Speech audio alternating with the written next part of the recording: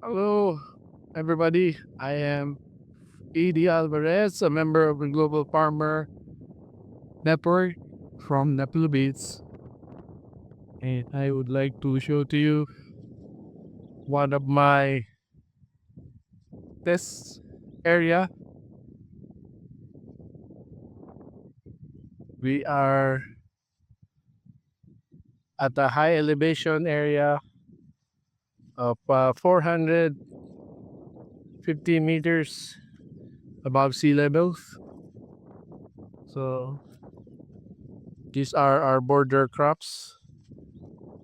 These are our test plots. So this is where we are testing what variety of corn will be best suitable for the area, so we can promote it with the farmers so that they can have good yield and good production that is profitable. So it begins with the seed and the proper agronomy and technology.